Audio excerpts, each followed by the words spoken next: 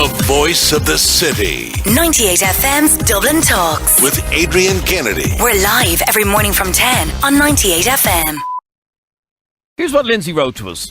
Guys, so today I attended the repeal rally in the city centre with a lot of friends from college. It was a great day, apart from this one thing. And this happens at every repeal event. Name-calling from the other side.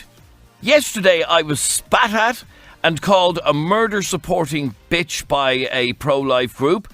I was also told that I'm not a real woman for supporting repeal. This is nothing new. I regularly wear my repeal sweater in public and I get similar comments. I have a thick skin, but my point is, why can't people respect each other's opinions?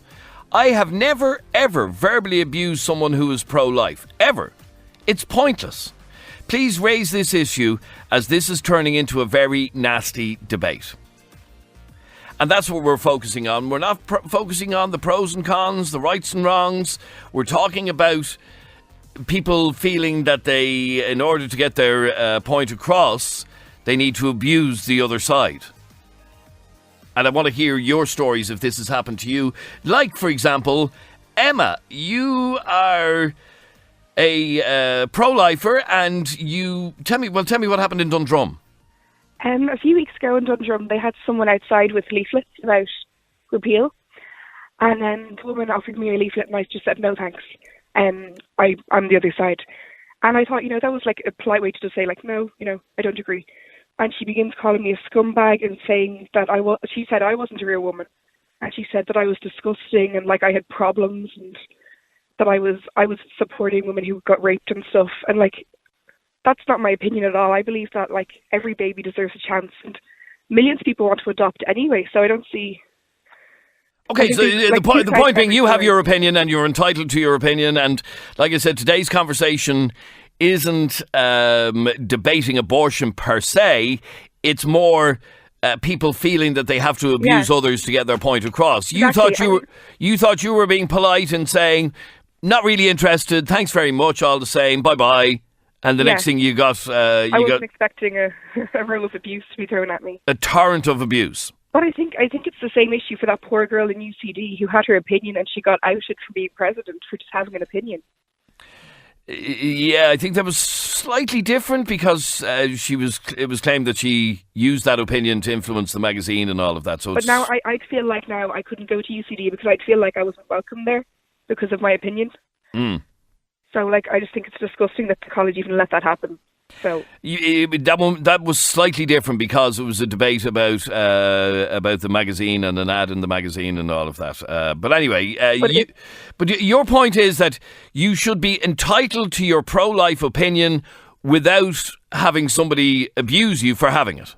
Exactly. I think, like, I honestly think that repeal people are a lot more abusive about it. It's all people who are my age, and I get thrown under the same.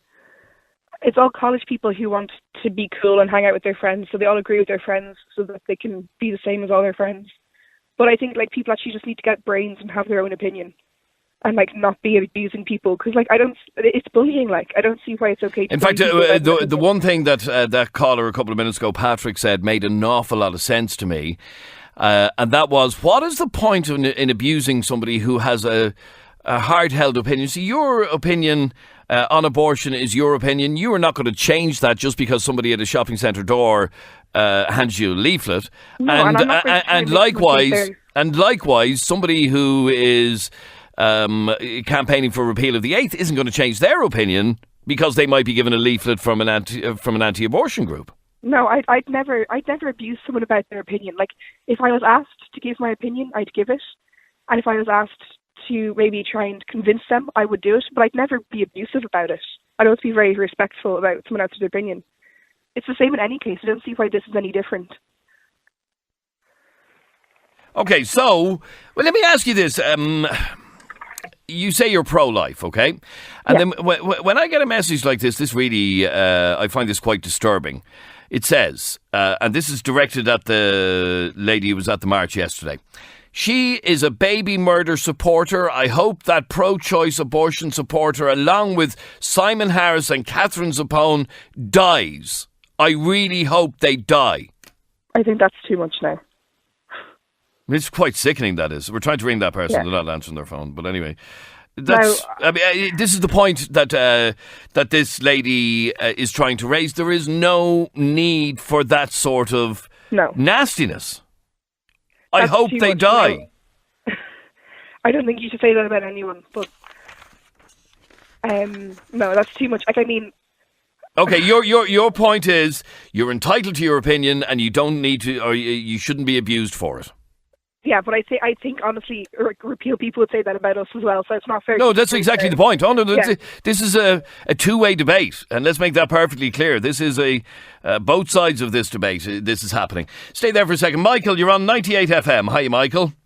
How you doing, Adrian? Not too bad. Now, this lady, the repeal rally yesterday, gets dogs abuse from a pro-lifer on the sidelines of the march. What do you think of that, or what's your opinion on this? Well, personally, I'm pro-baby, not pro-life. Pro-baby. I don't see how it benefits to be abusive, to spit on people, to call them names or whatever. It just drives them. You're not going to reach people by doing that. You're just going to drive them in the opposite direction. Yes, I agree. Do you know what I mean? And it happens on both sides. I personally think it happens more. I think the repeal side are more kind of fanatic. And they don't. I would say. That's my own personal opinion. Okay, but I would say that the repeal groups will say the exact opposite. They would say the exact opposite. Yeah, but the evidence doesn't back them up. And the problem with the repeal side is they don't enter into debate. They won't talk about the baby. They won't acknowledge the life of the baby. It's always a victim story, a woman's victim story. And I'm not saying that women don't have a right to complain, but like, men get raped too, boys get raped too. Like, they just don't get pregnant, and it's always a sob story. It's always a victimhood story. It's always playing on your emotions, and the baby. Okay, sorry, Michael.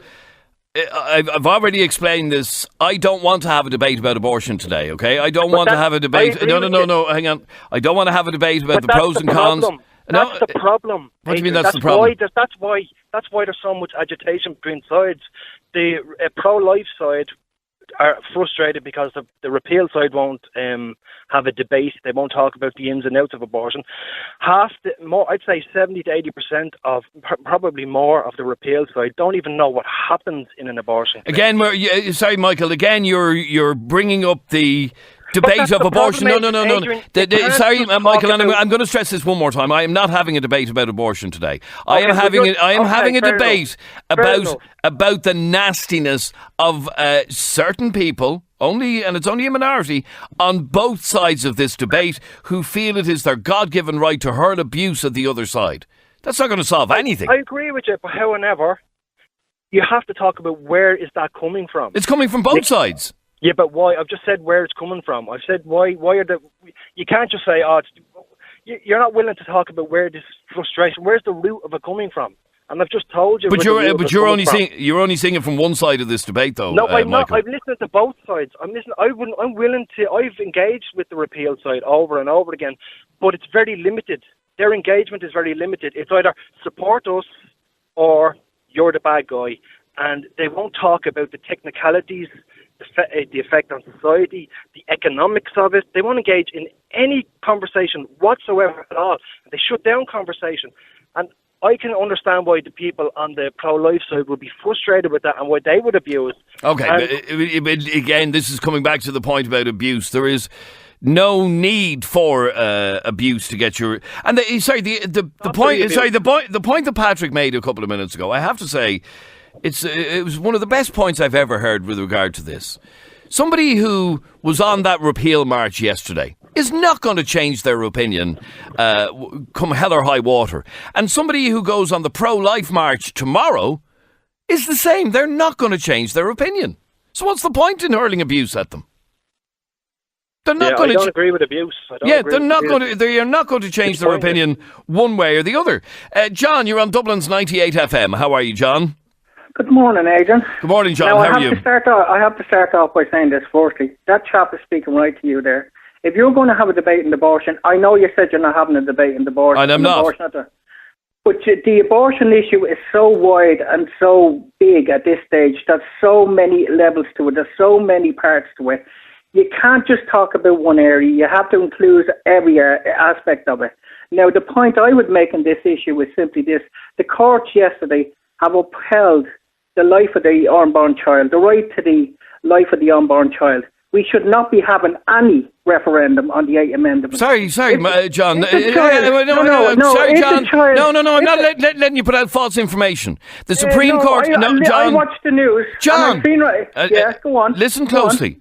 The Supreme Court yesterday, or was it the day before... the right to the life of the unborn child. No, John, you must have been listening to a different news story. No, I wasn't. What the Supreme Court ruled was that there are no constitutional guarantees for an unborn child in our Constitution other than the 8th Amendment. Other than the 8th Amendment. Well, then you must have been listening to something else, because I didn't hear that, and I can tell you one thing, I did scrutinise the news on that John, John,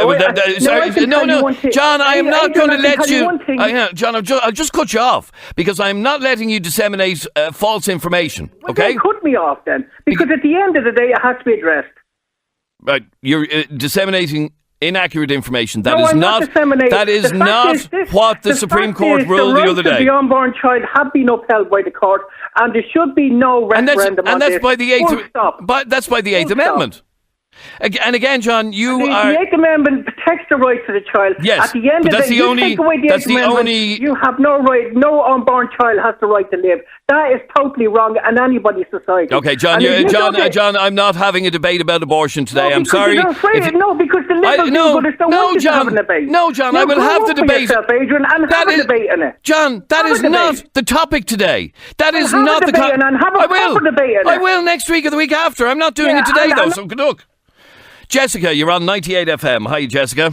Hi, how are you? Good, thank you, Jessica. Now, we're talking about, and I want to focus this conversation on what we're talking about, which is abuse from both sides. Not from one side over the other, both sides hurling abuse at the other, and our need to have a constructive debate about this that doesn't involve abuse. What did you want to say, Jessica?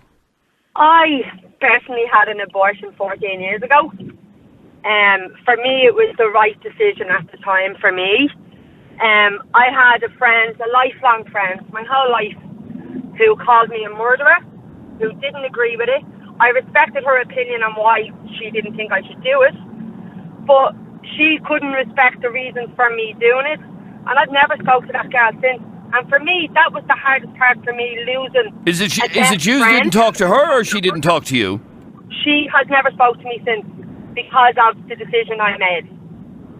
So it was, when I say quite literally, a 20-year friendship thrown down the drain, because she couldn't respect she couldn't understand why I was doing it or respect why I was doing it. I listened to her and her reasons why I shouldn't do it. But for me, my reasons outweighed her reasons. And at the end of the day, it was always going to come down to my decision and my partner at the time's decision. And we both felt together, collectively, that it was the right thing to do. She couldn't respect that. And I pass that girl daily, and she won't even acknowledge me. Wow, so that's unbelievable. I think people need to respect people's opinions. If you don't agree with it, don't have one. You're not the one that has to do it. But certainly don't brandish or tarnish someone for doing it, because it's a hard enough decision to come to without being called a murderer or without doing. And I don't agree with pro-abortion people condemning other people and calling them rapists, because mine certainly wasn't a case of rape. Mine was just my own stupidity. Okay, and I felt pregnant when I shouldn't have. Right, so your point is that you made a decision, that was your decision, and you lost a friend over it who called you a murderer. And obviously your point is, please, by all means, have your opinion on this subject, but don't be abusive in the way in which you're throwing it around. Exactly, because it like no one, unless you do it, will ever understand how hard. And not just for me, it affected my partner as well. But we both knew it was the right thing to do. So I mean, he was the same, and he lost a couple of friends. Now he probably has them back now. I don't even speak to him anymore. But it was, for me, it was hard enough to deal with it myself without having people shouting abuse at me. Yes. Like, she wasn't shouting abuse at me, but she was still giving me abuse for doing, and she made other people aware of what I'd done. For me, it was no one knew except me, my best friend, and my partner. You know, and now, because of what she done, a collective of people knew about it, and I had the looks and I had the whispers. But like, I do have a thick skin, but it was losing my friend that got to me, not everything else. And it was the abuse that I was being called a murderer and I was being called this. That's okay, have your opinion. I fully respect that. Everybody has their reasons for wanting to do something and not wanting to do something, but keep them to yourself. And certainly don't be shouting. Like, I know when I went to the place I went, there was people standing outside and they're shouting abuse and they're doing all. Keep it to yourself, because it really is a hard decision to come to. You know, well, Jessica, I want to just clarify something, and that goes back to the conversation I was having with John, and I'm determined not to put out false information. John was arguing that the court ruled the other day that there is a right to life in other parts of the Irish Constitution. Here's what happened the other day. This was on Wednesday. The Supreme Court delivered a landmark unanimous ruling that the unborn has no constitutional rights outside the right to life in the Eighth Amendment. Okay? So other than the Eighth Amendment, the unborn has no constitutional rights besides the Eighth Amendment. Okay? I just want to clarify that. That was what was ruled in court the other day. Where am I going next? I'm going to John. You're on 98 FM. Hi, John. How's it going? Are you well? Good, thank you, John. What did you want to say? No, I was just thinking about the whole, abortion thing. It's a matter of choice rather than being pro-rape or pro-murder. It's nothing like that. A young mother, or, someone was raped or molested or whatever and got pregnant because of that, should have a choice. Okay, again, that's your opinion. I want to know, and you obviously hold that opinion dearly. Do you believe that you need to try and convince people who would be pro-life the opposite view? Do you think you should try and convince them? Is that how... And this is what this comes down to. Both sides trying to convert the other side. Not going to happen. Yeah, but at the end of the day, everyone is entitled to their own opinion.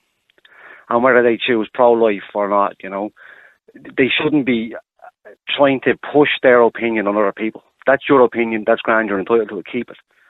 But, look at this. I have an awful feeling that if we get this amendment wrong or the vote wrong, the government will fucking make us, vote again.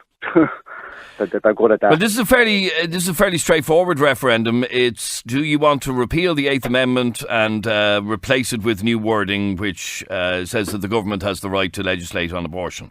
It's fairly straightforward. It's not a complicated referendum. It's yes or no. Oh yeah. And if we vote no, then we won't change the constitution. If we vote yes, then we will. And that's really what it comes down to. So it's a democratic vote.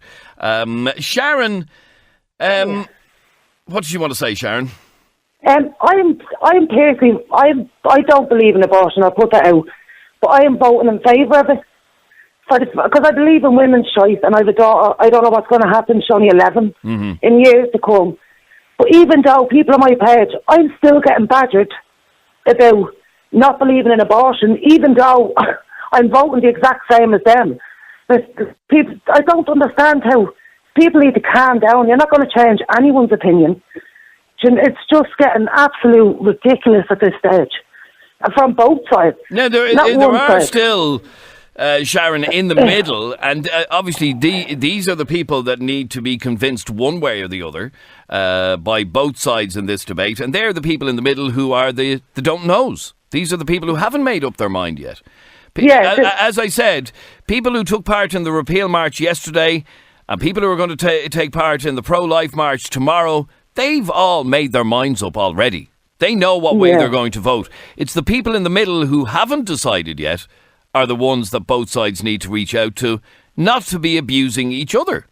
Yeah, but that's what I mean. Badgering me isn't going to change it. The way I think of it is, I don't believe in it for me, but I don't think my opinion should be pushed onto other women. So I do believe the choice should be there. I know you're not doing debate on abortion. Yes. But that's my whole point. A woman should have an opinion. Yes, you're entitled to your opinion. Yeah, you're entitled to it. And you shouldn't be badgered for having it. No, not at all. Not at all. And it's just, I don't know. I do believe women should have a choice. I know it's not a big debate. I don't believe in abortion personally for myself, but I've never been in a position that I wanted one. Okay, so you're basically on both sides of this debate, really. I'm voting for my daughter. Yeah, I'm voting. I have an 11-year-old daughter. I don't know what's going to happen in years to come. But if that did happen where she needed, I'd love her to have a choice. Whether I believe in it or not, I don't know what's going to happen. We don't know. You know what I mean? What harm is it going to be? If people don't believe in abortions, don't have them. Okay. You know, I just Thanks very much indeed, have Sharon. I'm after getting a plethora of messages from somebody on WhatsApp. And when I say this person is giving abuse, that's an understatement. We have given this person the opportunity to come on the air and debate the issue, and making all sorts of accusations against 98FM, against me, and so on. And one message says, ask Kennedy, is he pro-life or pro-choice, or will he not even answer that? I do have an answer for you. And this is the answer. Am I pro-life or pro-choice? It is none of your business. There you are. That's my answer. It's absolutely none of your business. To that person, stop sending us abuse. We don't get paid to take this shit. There's no need. I don't want any more messages. If you text any more abusive messages, we will block you. But in answer to your question, am I pro-life or pro-choice? That is none of your business. That is my personal business. That will dictate what way I vote, and I will not be discussing what way I vote in the referendum with you or with anybody else. Okay? Does that answer that? Thank you. Robbie, you're on 98FM. How are you, Robbie? Not bad yourself. Good, thanks, Robbie. What did you want to say?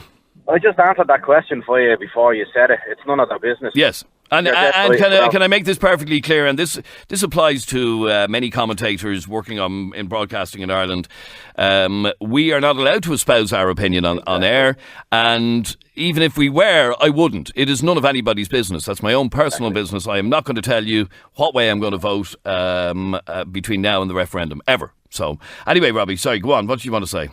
Yeah, well, I'm going to be 46 when this comes around, and I've never had a say in relation to the whole referendum on abortion. Now, I'm glad I'm getting a chance to have my say, which again, I'm not going to say what it is because it's nobody's business. Now, the way I see it is that it is going to get churlish, it is going to get brutal, it is going to get finger pointing, and it's going to be like children in the play yard. Without any shadow of a doubt it is. And you can see that it's starting to bubble up like that. All you have to do is go onto Twitter. I put up a tweet saying exactly that. I'm a 46-year-old man. I'm glad to get a chance to actually have a say in this. Did it say repeal the 8? I didn't say anti-repeal the 8. Absolutely. I would agree with you from the point of view that the last time that we had a referendum on this, when the 8th was inserted into our constitution was 1983. A huge percentage of people voting now weren't even around in 1983. Yeah, I think anybody the age of 53 and younger has never had a say in this. Now, somebody is obviously going to come on and tell you it's probably 54, but you know what I mean. But yes, it's somebody in their 50s, yes. Yeah, somebody in their 50s has never had a say in this. So I'm just glad to get a say in relation to this. Now, what you're going to do is, you're on the TV, you're going to get the two extremes, the for and against. But you hit the nail on the head there. This is going to be one on the middle ground.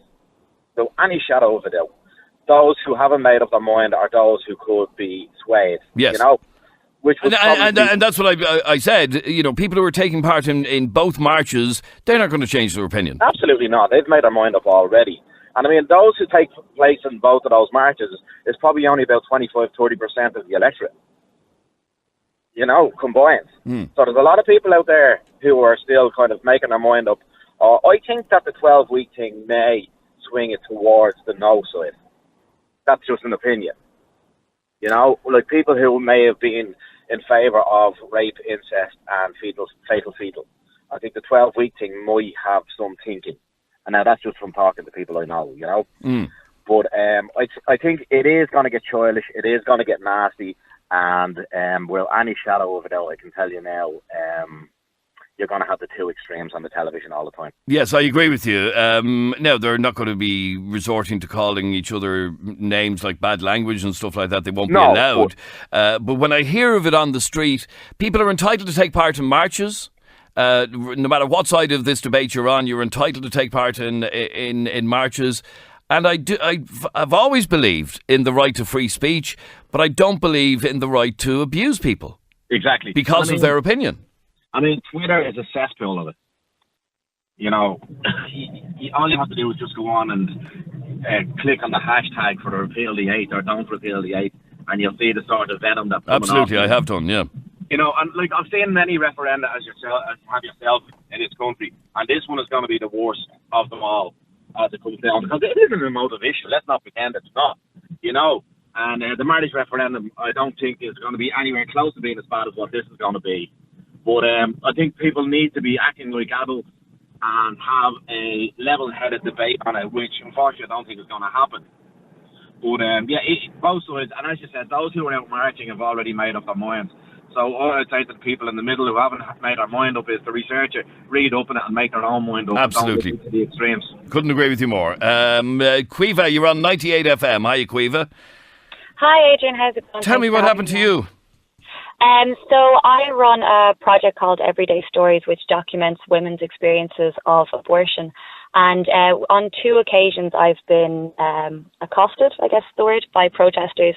The first one was... Sorry, your project Everyday Stories it tells the story of women who've had abortions from what standpoint?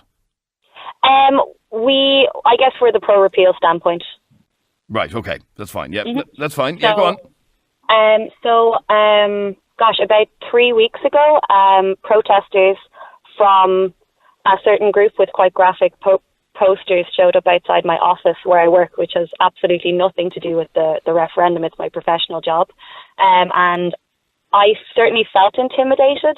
I'm not sure why they were there, but it was suggested. Do you think they in fact, we've spoken about this group on the programme. Do you think they deliberately targeted and picked on your office?